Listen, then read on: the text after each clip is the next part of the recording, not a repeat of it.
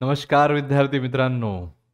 I hope you are doing well. तुम्ही मजेत असाल, तुम्ही जॉयमध्ये असाल. सर तुम्ही काय बोलताय, एक्झाम आलेली आहे जवळ, तुम्ही म्हणताय मजेत राहा, जॉयमध्ये राहा. त्याच्याशिवाय काहीच मिळणार नाही तुम्हाला. रिझल्ट त्याच्यानीच मिळणार आहे. ठीक आहे, एन्जॉय करत अभ्यास करायचा. ठीक आहे, चला नेक्स्ट आणि लास्ट चॅप्टर. ठीक आहे, काय नाव आहे त्याचं? वेव्ह ऑप्टिक्स है ना. याच्यामध्ये आपण बघणार आहोत हायजन्स सरांची वेव्ह थेरी, न्यूटन सरांची कॉर्पस्क्युलर थेरी आणि पोलरायझेशन आणि रिफ्लेक्शन, रिफ्रॅक्शन, डायफ्रॅक्शन ह्या सगळ्या गोष्टी आपण इथे बघणार आहोत. म्हणजेच फिजिक्समध्ये जे लाईट एक फिजिकल क्वांटिटी आहे त्याच्याशी असोसिएटेड फिनॉमिना त्याच्यावर आपण डिस्कस करणार आहोत. ठीक आहे, चला तर स्टार्ट करूया. ओके, इंट्रोडक्शनमध्ये आपण बघणार आहोत. इंट्रोडक्शनमध्ये आपण काय बघणार आहोत की light is a form of energy. ठीक आहे, हे तर आपल्याला माहितीच आहे की light is a form of energy, बरोबर आहे. पण जेव्हा आपण लाईटची स्टडी करतोय मग लाईटबद्दल आपण काय शिकतोय है ना. एखादी गोष्ट आपल्याला शिकायची असेल तर त्याच्या आपण प्रॉपर्टीज शिकतोय, त्याच्याशी असोसिएटेड फिनॉमिना शिकतोय. ठीक आहे ना. म्हणजेच काय, तर त्याची स्टडी झाली. आता लाईटची जर स्टडी करायची आहे म्हणजे त्याच्याशी असोसिएटेड फिनॉमिना आपल्याला बघायचे आहेत. मग ते कुठले? रिफ्लेक्शन, रिफ्रॅक्शन, डायफ्रॅक्शन, एक्सेट्रा एक्सेट्रा, ते तुम्हाला दिलेलं आहे बघा. The phenomena associated with light are reflection, refraction, interference. We need to know the nature of light to explain phenomena associated with the light. आता लाईटचे हे जर फिनॉमिना आहे मग लाईट कुठल्या फॉर्ममध्ये ट्रॅव्हल करतं? वेव्हच्या फॉर्ममध्ये ट्रॅव्हल करतं की पार्टिकलच्या फॉर्ममध्ये ट्रॅव्हल करतं हे आपल्याला बघायचं आहे आता. ठीक आहे, तर मग वेगळ्या वेगळ्या थेरीज आलेल्या. ठीक आहे, नेचर ऑफ लाईट बद्दल आता आपण सध्या थोडंसं इलेक्ट्रोमॅग्नेटिक वेव्ह म्हणजे जे आहे ते थोडंसं बघून घेऊया. It can be wave as well as particle because some phenomena of light can be describe by considering light as wave and some can be describe by considering it as a particle. म्हणजे लाईटचे दोनही nature आहेत, wave सुद्धा आणि particle सुद्धा. कारण काही phenomena लाईटला wave consider करून आपण डिस्क्राईब करू शकतो, तर काही फिनॉमिना लाईटला पार्टिकल म्हणून आपण डिस्क्राईब करू शकतोय. ठीक आहे, मग पहिली थेरी कोणी दिली? न्यूटन सरांनी दिली आणि ती थेरी आहे न्यूटन्स कॉर्पस्क्युलर थेरी. ते काय म्हणतात, म्हणजे खूप आधीची थेरी आहे ती. ठीक आहे, हायजन्स सरांच्या आधीची थेरी आहे. ते काय म्हणतात? Light travels in the form of particle. It consider light as a particle. त्याला म्हणाले त्यांनी कार्पस्कुल्स. मग त्यांनी सांगितलं की रिफ्लेक्शन का बरं होतं, लाईटचं रिफ्लेक्शन काय बरं होतं. तर ते म्हणतात की जेव्हा लाईट पार्टिकल एखाद्या रिफ्लेक्टिंग सरफेसवर पडते तेव्हा रिफ्लेक्टिंग सरफेस आणि लाईटच्या मधात काय असतं? रिपल्शन. मग रिफ्रॅक्शन का बरं असते? कारण दोघांमध्ये काय असतं? अट्रॅक्शन. पण हे ते सांगू शकले नाही, इथे त्यांची थेरी फेल पडली. कारण जर रिफ्रॅक्शनमध्ये अट्रॅक्शन असतं तर velocity of light in the rarer medium ही डेन्सर मीडियमपेक्षा कशी असली पाहिजे असती? कमी है ना. म्हणजे डेन्सरमध्ये जास्त असली पाहिजे ना, कारण ते अट्रॅक्ट करत आहे, बरोबर. पण तसं नाही आहे. एक्सपेरिमेंटल रिझल्ट आपल्याला हे सांगते की रेअरर मीडियममध्ये जास्त आहे आणि म्हणून त्यांची थेरी कशी पडली? ह्या पॉईंट ऑफ पॉईंटवर फेल. मग ते सांगतात की कलर्स कसे आहेत वेगवेगळे. तर कलर्स वेगवेगळे साईजचे कार्पस्कुल्स आहेत म्हणून ते वेगवेगळे कलर आहेत असं ते म्हणतात. पण ही थेरी काही जमली नाही तेवढी. मग नेक्स्ट आली काय? हायजन्स थेरी. ते म्हणतात light travels in the form of wave. ठीक आहे, light travels in the form of wave. वेव्हच्या फॉर्ममध्ये ते ट्रॅव्हल करतात. ओके, मग त्यांना असा प्रश्न विचारत आला, म्हणजे हे त्यांचं प्रपोजल आहे. कार्पस्क्युलर थेरी न्यूटन सरांचं प्रपोजल होती. वेव्ह थेरी कोणाचं प्रपोजल आहे? हायजन्स सरांचं प्रपोजल आहे. मग हायजन्स सरांना विचारण्यात आलं की ठीक आहे, मग वेव्हच्या फॉर्ममध्ये येत आहे ना, मग सांगा सन पासून जी एनर्जी अर्थपर्यंत येत आहे तर त्याच्या मध्यात कुठला मीडियम आहे? कारण त्यावेळी असं प्रचलित होतं की वेव्ह ट्रॅव्हल होण्यासाठी कशाची गरज असते? मीडियमची. मग त्यांना काही तेवढं कळलं नाही आणि मग ते काय म्हणाले की काहीतरी एक इथर नावाचा सबस्टन्स आहे. कुठे? बिटवीन दी अर्थ अँड दी सन. त्याच्यामुळे काय होत आहे?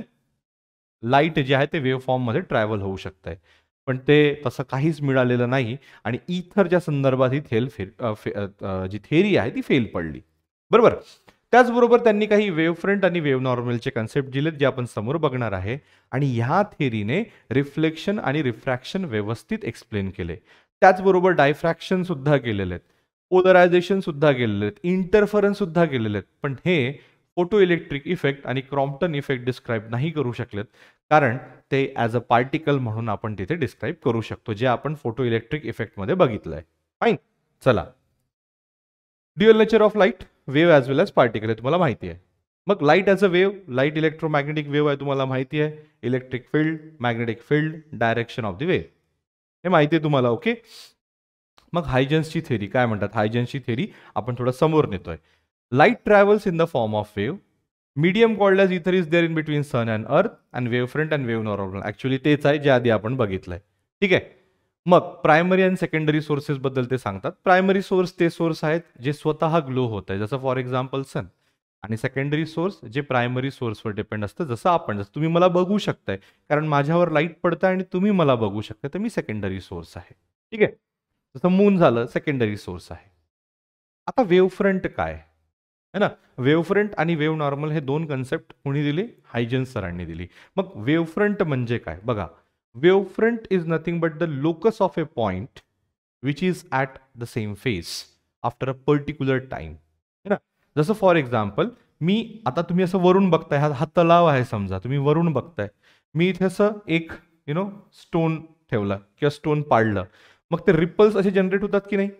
आणि एक पर्टिक्युलर टी वेळेवर, म्हणजे समजा टी वेळेवर हे रिपल इथे आले, म्हणजे हा 1 सेकंड पकडा, हा 2 सेकंड पकडा, हा 3 सेकंड पकडा. आला का नाही लक्षात? मग 1 सेकंड नंतर डिस्टर्बन्स इथून इथपर्यंत जाईल, दुसऱ्या सेकंडवरून इथून इथपर्यंत येईल, तिसऱ्या सेकंडवर इथून इथपर्यंत येईल. आलं का लक्षात? मग त्या पर्टिक्युलर टाइमवर हे सगळे जे पॉइंट आहेत ते सगळे कसे असणार? फेज. म्हणजे एक तर तिथे क्रेस्ट असणार किंवा तिथे ट्रफ असणार किंवा वेगळी काही गोष्ट असणार दोघांच्या मधली. पण इथे 1 सेकंडवर सगळेच पार्टिकलवर ते जे फेज आहे ते सेम राहील, ह्या याच्यावर सेम राहील आणि ह्या सुद्धा याच्यावर सेम राहील. तर अशा सगळ्या पॉईंटना आपण जॉईंट केल्यावर जी आपल्याला एक फ्रंट मिळते त्याला म्हणूया आपण वेव्ह फ्रंट. काय म्हणताय बघा. It is the locus of all the particles of the medium having same phase of vibration. Fine. चला समोर चलूया. अच्छा, वेव्ह नॉर्मल काय? मग या वेव्ह फ्रंटला जे नॉर्मल असतं, म्हणजे जे परपेंडिक्युलर आहे ते wave normal. That's it.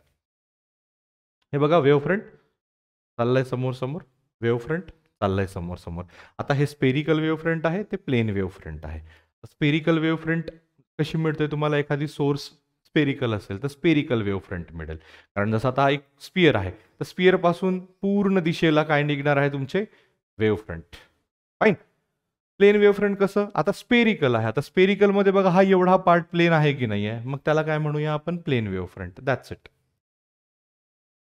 Huygens principle काय म्हणता बघा. Each point on a wave front act as a secondary source of light. हे महत्वाचं आहे. Each point on a wave front act as a secondary source of light emitting, काय म्हणतात? Emitting secondary light waves called वेव्हलेट्स.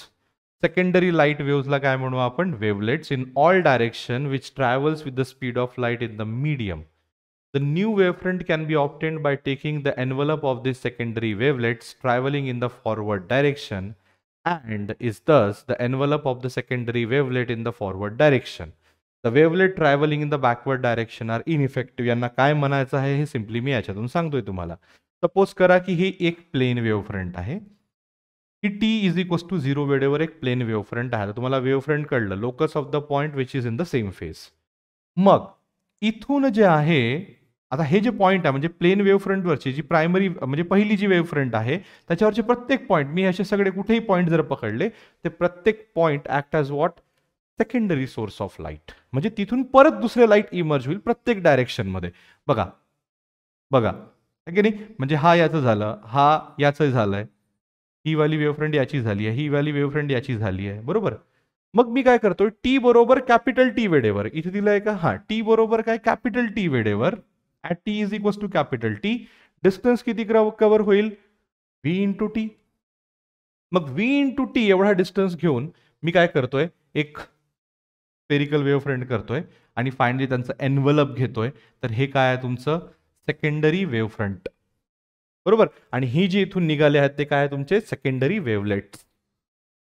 I hope this is clear. Fine. So the progress of the plane wavefront. हे बघा, t is equals to capital T and t is equals to 0. आता हे plain वेव्हफ्रंट झाली, तशी spherical राहणार आहे. आता जर मला स्पेरिकल बनवायचे तर तेच point, each point on the primary wavefront act as the secondary source of light, जिथून सेकंडरी वेव्हलेट्स इमर्ज होतील. आणि त्याचं जर मी एनव्हलप घेतलं तर मला आफ्टर कॅपिटल टी टाइम काय मिळणार आहे? Secondary wavefront. Okay, that's it.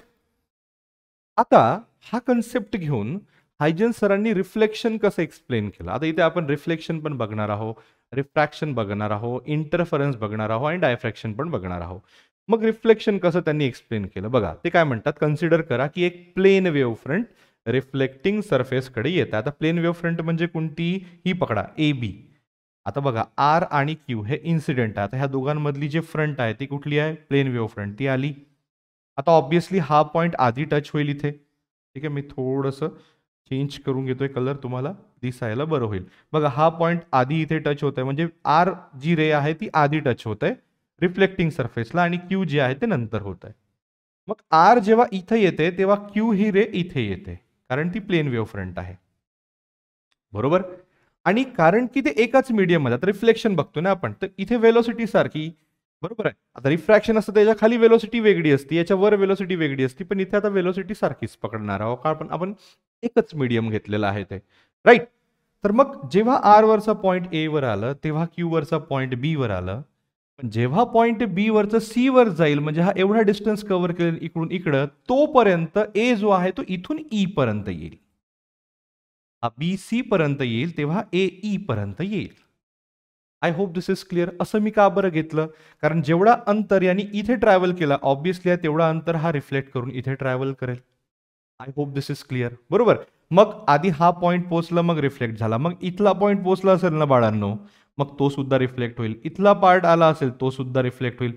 असं करता करता सगळे जे तुमचे जे पॉइंट्स आहेत, सॉरी तिथे नाही पाहिजे ते पॉइंट्स, हा इथे पाहिजे ते पॉइंट्स, हे जे पॉइंट्स आहेत ते इथे आले रिफ्लेक्ट झाले, पॉइंट्स इथे आले रिफ्लेक्ट झाले, असे है ना. आता रिफ्लेक्शन मी कसं दाखवणार आहे, सेकंडरी वेवलेटनी. मग याचा जर हा कर्व असेल, म्हणजे बी सी पकडून मी हा कर्व जर मारला असेल ए पासून इकडे, तर इथून जर मी कर्व घेतलं तर ही कर्व अशी मिळेल, याची कर्व अशी मिळेल, याची कर्व अशी, म्हणजे हे चालली ही सगळ्यांची मी कर्व करेन, त्या कर्वचा एनवलप घेणार पूर्णच्या पूर्ण. बघा मी त्या कर्वचा एनवलप घेणार तर मला काय मिळतंय, रिफ्लेक्टेड वेव्ह फ्रंट. हे बघा, हे A B incident wave front आहे, E C reflected wave front आहे. I hope this is clear. बघा हा बी वरून सी जेव्हा जातोय तेव्हा ए वरून ई येत आहे. आता ऑब्विसली हे जे मधले पॉईंट आहे ते छोटा छोटा डिस्टन्स कव्हर करेल, त्याची मी सेकंडरी वेवलेट ड्रॉ केली आणि त्याचं एनवलप घेतलं तर मला काय मिळालं, सेकंडरी वेव्ह फ्रंट. बरोबर. आता मी जॉमेट्री लावतो. In triangle A E C आणि in triangle A B C, A C हे जे आहे ते कॉमन आहे. त्यानंतर ए ई बरोबर बी सी हे सुद्धा एकामेकाला कॉन्ग्रुएंट आहे, तर ऑब्विसली तिसरी साईड सुद्धा कशी राहणार आहे, सेम. म्हणजे ट्रायंगल काय तुमचं कॉन्ग्रुएंट, आणि कॉन्ग्रुएंट जर ट्रायंगल असेल तर अँगल आय बरोबर काय होत आहे तुमचं आर, आणि हेच तर लॉ ऑफ रिफ्लेक्शन आहे. बघा in triangle A E C आणि in triangle A B C है ना, जर आपण कॉन्ग्रुएंट जर पकडलं त्याला, तर अँगल आय बरोबर काय मिळतंय, angle r. I hope this is clear. This is the law of reflection. याच्या व्यतिरिक्त पण भरपूर काय आहे की like incident ray, reflected ray है ना, lies on both sides of the normal and they lies in the same plane. ह्या सगळ्या गोष्टी आपण इथे i is equals to r proof करायचं आहे. हे झालं तुमचं काय, रिफ्लेक्शन. मग रिफ्रॅक्शन मध्ये काय, तेच पकडा. आता इथे कसं होतं, इथे V1 वेलोसिटी असेल ह्या मीडियम मध्ये, तर इथे V2 वेलोसिटी राहणार आहे. बघा V1 इथली वेलोसिटी तर V2 इथली वेलोसिटी. सेम बघा वेव्ह फ्रंट इथपर्यंत आली आहे, मग इथला पॉईंट आधी इथे येणार आणि इथला पॉईंट जो आहे तो नंतर इथे येणार. बरोबर. पण जेव्हा इथला पॉईंट इथे येत आहे तेवढ्याच वेळात इथला पॉईंट खाली जाणार, कारण रिफ्रॅक्शन पकडतोय आपण. पण ह्या केसमध्ये वेलोसिटी इथे वेगळी आणि वेलोसिटी इथे वेगळी आहे, म्हणून हा एवढा अंतर जर V1t असेल तर एवढा अंतर काय होणार आहे तुमचं, V2t. बाकी मग तेच. मग जेव्हा इथला पॉईंट इथे येईल, इथला पॉईंट इथे, इथला पॉईंट इथे, इथला पॉईंट इथे, तर याची मी सेकंडरी वेवलेट्स ड्रॉ करेन, त्याचं एक एनवलप घेणार, तर मला सरळ सरळ काय मिळतंय तुमचं, EC as a refracted wave front. बरोबर. मग काय, ट्रायंगल घेतलं ABC आणि AEC, लावलं तिथे साइन आय आणि साइन आर. साइन आय बरोबर V1t अपॉन AC बघा ट्रायंगलमध्ये, आणि in triangle AEC sine r बरोबर V2t अपॉन AC. याचं मी काय घेतलं, रेशो घेतलंय, तर तुम्हाला sine i upon sine r बरोबर V1 अपॉन V2 मिळतंय. त्याला C आणि मल्टिप्लाय डिवाइड केलं तर तुम्हाला N2 अपॉन N1 मिळतंय. That is refractive index of the second medium upon refractive index of the first medium. I hope this is clear. So this is what, the refraction. That is very well said by the Huygens sir. I hope this is clear. Polarisation म्हणजे काय? Simple आहे बघा. The process of converting unpolarise light into the polarise light is called as polarisation. जेव्हा sun पासून आपल्याकडे कुठलाही light येत आहे तर आपल्याला माहित आहे इलेक्ट्रिक आणि मॅग्नेटिक फील्ड एकामेकाला कसं होतं ते व्हायब्रेट होत आहे परपेंडिक्युलर, पण ते कुठल्याही प्लेनमध्ये होऊ शकते. जसं फॉर एक्झाम्पल आता समजा मी तुमच्याकडे येत आहे असं, हे बघा ही वेव्ह तुमच्याकडे येत आहे ना, येते की नाही येत आहे, तर याचं प्लेन ऑफ व्हायब्रेशन बघा कसंही होऊ शकते. आलं का लक्षात? म्हणजे इलेक्ट्रिक फील्ड कोणत्याही दिशेला व्हायब्रेट होऊ शकते. तसं न होता जर पर्टिक्युलर एका डायरेक्शन मध्ये व्हायब्रेट होत असेल तर त्याला म्हणूया आपण पोलराइज्ड लाईट. That's it. मग ते कसं घ्यायचं, पोलरायझेशन कसं करायचं? Polarised light has elastic oscillation in only one direction and it is use in the glasses. बरोबर आहे. बघा हा लाईट आहे, तुमचा अनपोलराइज्ड लाईट आहे म्हणजे कुठल्याही डायरेक्शनला व्हायब्रेट होईल. तिथे पोलराइड लावलोय आपण म्हणजे काय होईल, लाईट पोलराइज होईल आणि इथून निघल्यावर लाईट तुमची एकाच डायरेक्शनमध्ये व्हायब्रेट होत राहणार, म्हणजे त्याची इलेक्ट्रिक फील्ड जी आहे ती एकाच डायरेक्शनमध्ये व्हायब्रेट होत राहणार. तर ज्या डायरेक्शनला व्हायब्रेट होत आहे असं त्याला पकडून जर आपण तो प्लेन काढला तर तो होतोय प्लेन ऑफ पोलरायझेशन आणि त्याला परपेंडिक्युलर प्लेन म्हणजे होते तुमचं प्लेन ऑफ व्हायब्रेशन. म्हणजे काय, तर ह्या प्लेनमध्ये व्हायब्रेट होत आहे. That's it. That's it. आता ब्रिव्हिस्टर्स एक लॉ आहे, ते काय सांगतात बघा की एका पर्टिक्युलर अँगलवर जर मी लाईट जर इन्सिडेंट केली है ना, तर जे रिफ्लेक्टेड रे आहे ते कशी असणार आहे, प्लेन पोलराइज्ड, पण रिफ्रॅक्टेड जे आहे ते पार्शली पोलराइज्ड. ते काय म्हणतात, हा एक अँगल घ्या, म्हणजे जसं फॉर एक्झाम्पल एक लाईट इन्सिडेंट केली तिथली काही रिफ्लेक्ट होईल काही रिफ्रॅक्ट होईल, तर असा अँगल ज्याच्यासाठी रिफ्लेक्शन आणि रिफ्रॅक्टेड रे मध्ये किती अँगल असला पाहिजे, 90 डिग्री. म्हणून तिथे लिहिलंय बघा theta b plus theta r. Angle of reflection काय घेतोय मी, थीटा बी घेतोय याच्यामध्ये. हा काय तुमचा ब्रिव्हिस्टरचा अँगल आहे. थीटा आर काय, अँगल ऑफ रिफ्रॅक्शन, दोघांचं किती, 90 डिग्री. मग आपण असं लावू शकतो η1 और n1 साइन थीटा बी बरोबर n2 sine theta r. Snell's law आपल्याला माहिती आहे किंवा रिफ्रॅक्शन, लॉज ऑफ रिफ्रॅक्शन माहिती आहे. बस थीटा आर म्हणजे काय, 90 मायनस हा 90 आहे. ओके, 90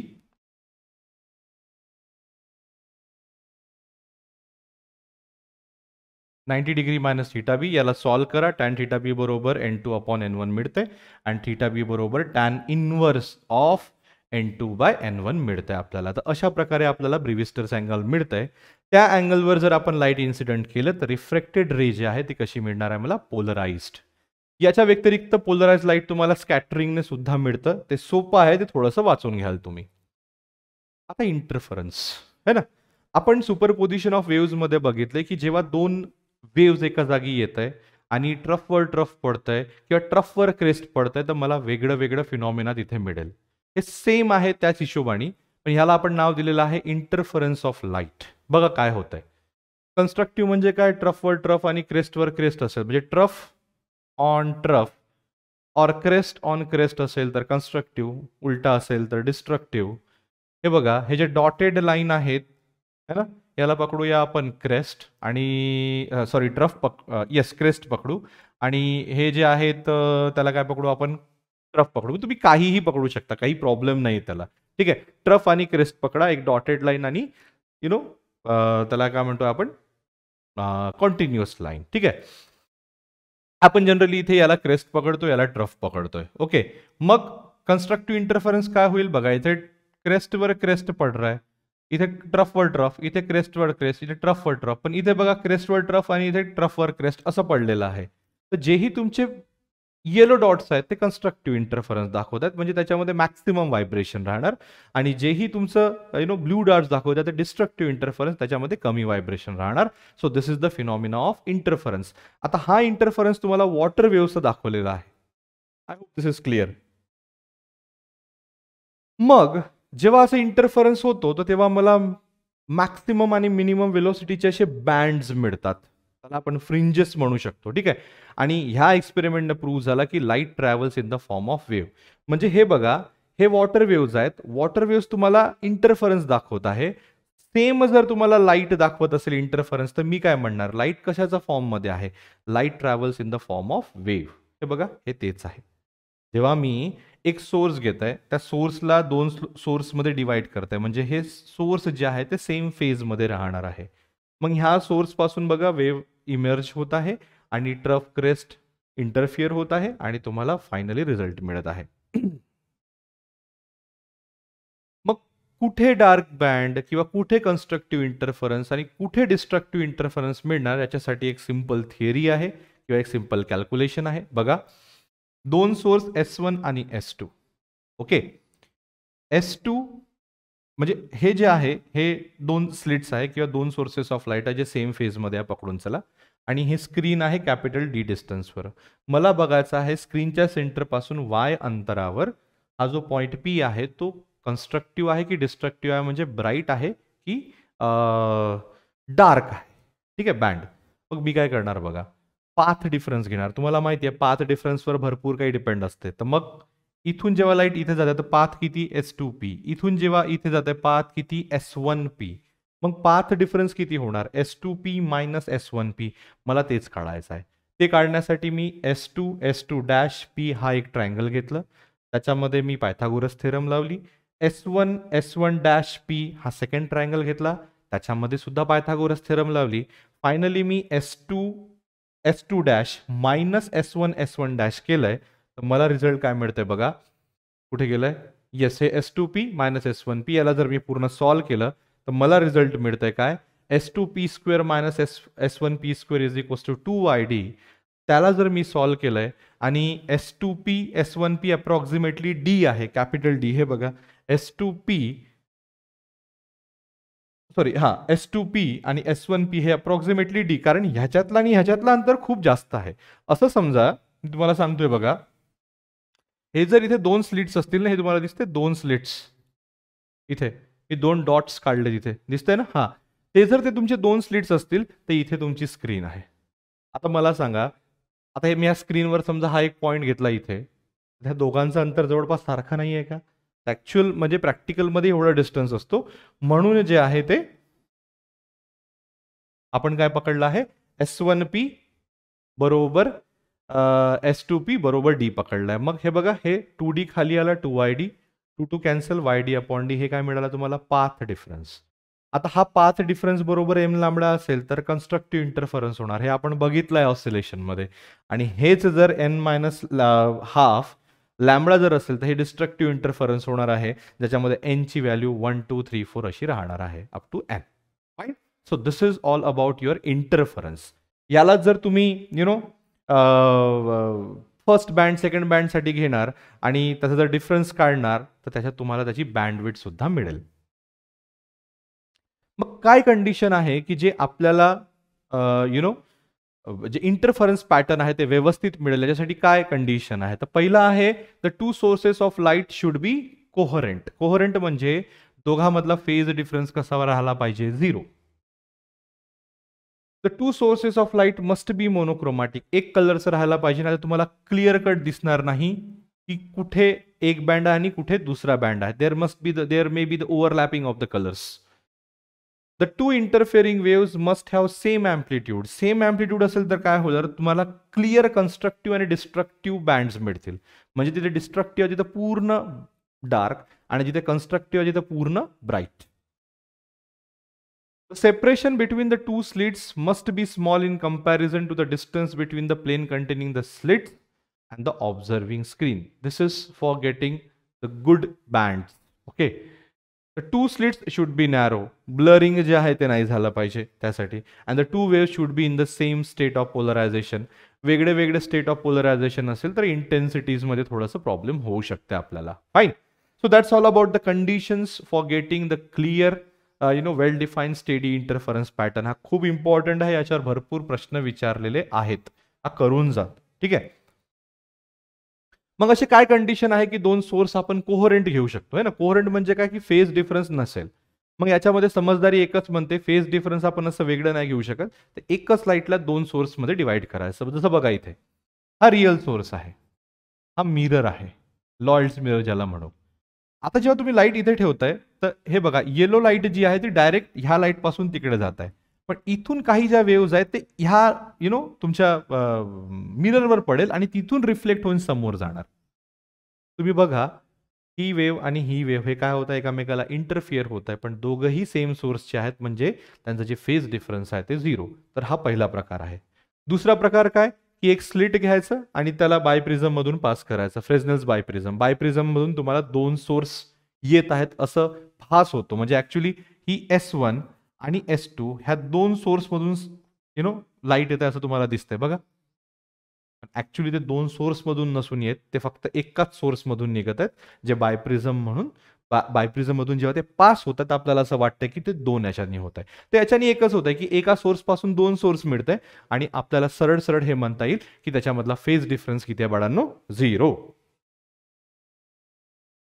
मग डायफ्रॅक्शन ऑफ लाईट काय, bending of light at the edges. जसं फॉर एक्झाम्पल मी बोलतोय, तर ह्या रूम मधून दुसऱ्या रूम मध्ये कोणी असेल त्याला सुद्धा ऐकायला जात आहे. म्हणजे काय होत आहे, जी माझी वेव्ह आहे, साऊंड वेव्ह, ती त्या एखाद्या कॉर्नर पासून बेंड होत आहे. जसं फॉर एक्झाम्पल तुम्हाला सांगतोय की हा एक घर आहे, ठीक आहे, आपण असं बघतोय घर, आणि सर खूप छान काढलं घर तुम्ही, थँक्यू सो मच. मी छान घर काढतोय तुमच्यासाठी, बघा. काढू काय जाऊ द्या ना, उशीर होईल आपल्याला. चला, हा एक घर, एक बंगला बने न्यारा, एक बंगला बने तेडा. ओके, हा एक घर झालाय. चला, आणि मी याच्या काढतोय रूम्स. हो, रूम्स, रूमच रूम आहेत आपल्याकडे. इथे चुकलेला, अच्छा, याचं मी ओपनिंग इथे ठेवतो डोर, आणि याचं ओपनिंग मी इथे ठेवतो. आता मला सांगा, मी इथे आहो आणि तुमच्यासाठी छान गाणं म्हणत आहो, आणि समजा तुम्ही इथे बसले आहात, तर तुम्हाला कळणार की नाही मी काय म्हणतोय? होय. तर मला सांगा, आवाज इथून जाऊन इथे कसं काय येत आहे?